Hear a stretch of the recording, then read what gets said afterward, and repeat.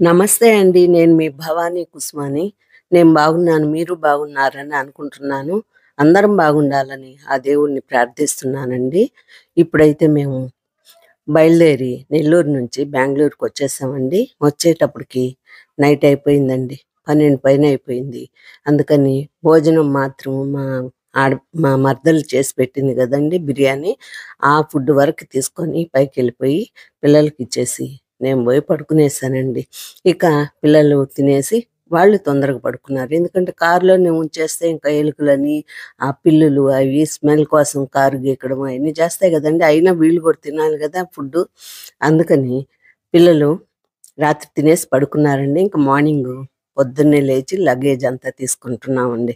ఇక లగేజ్ అంతా మోసుకొని పిల్లలు పైకొచ్చేస్తున్నారు.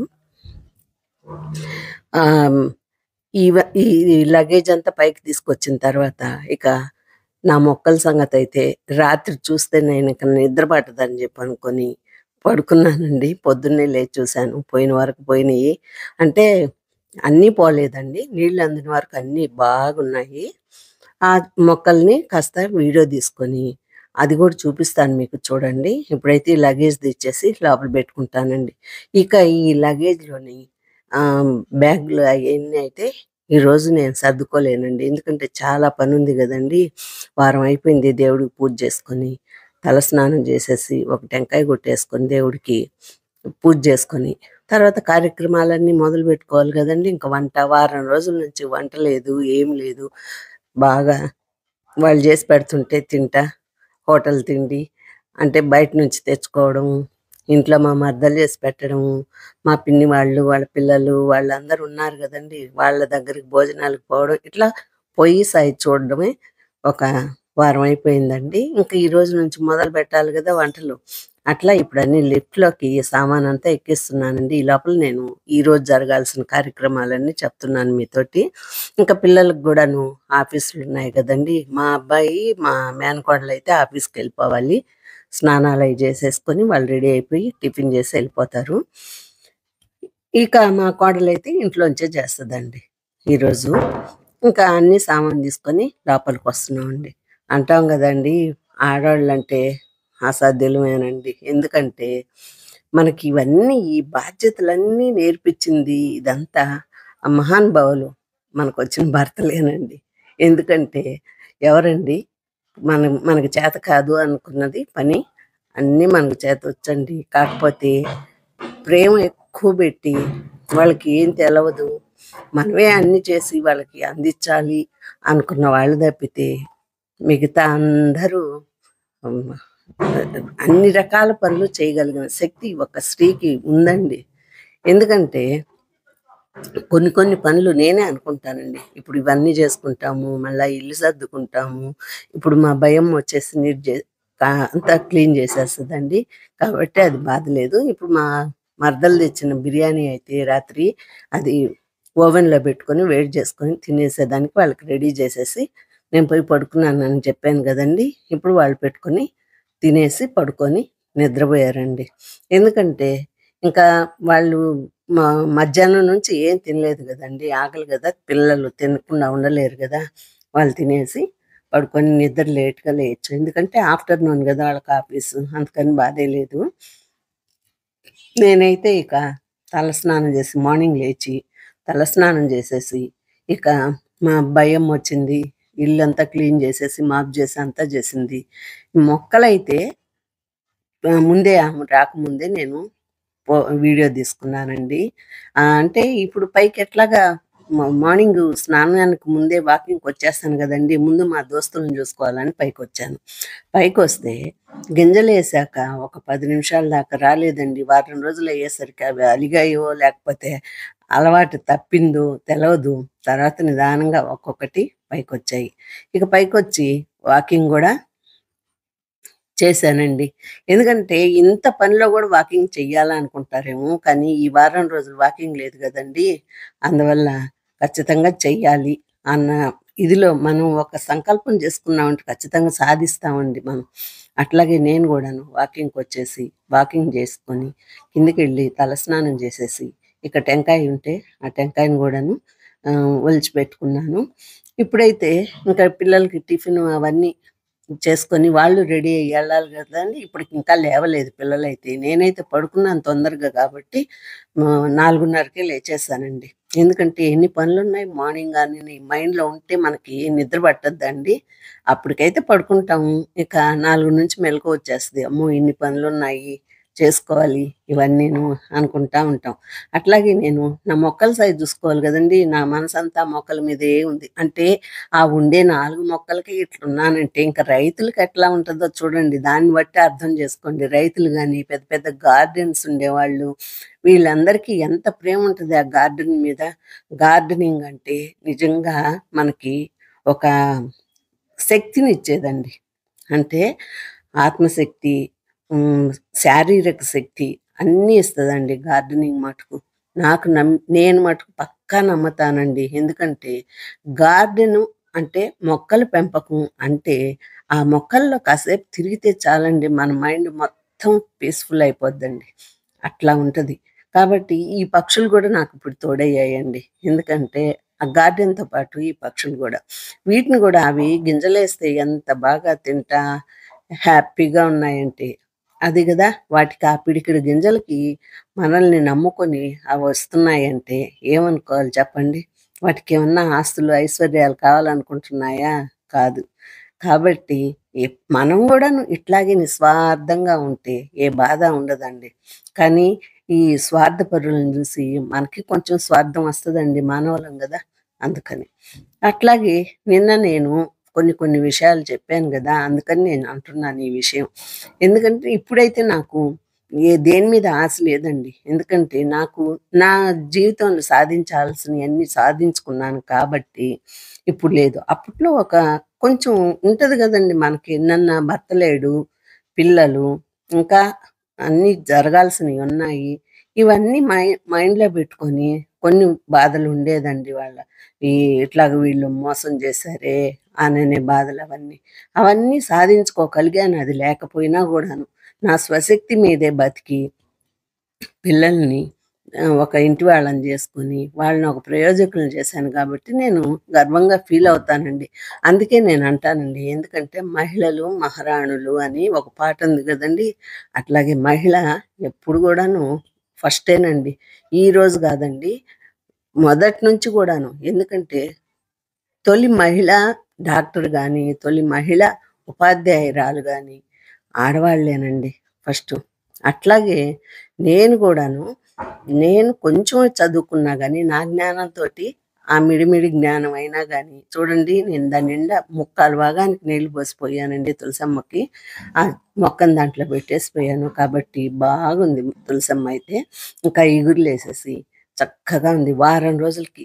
కానీ ఇదెందుకు చెప్తున్నానంటే బెంగుళూరు గదా అనుకుంటారండి.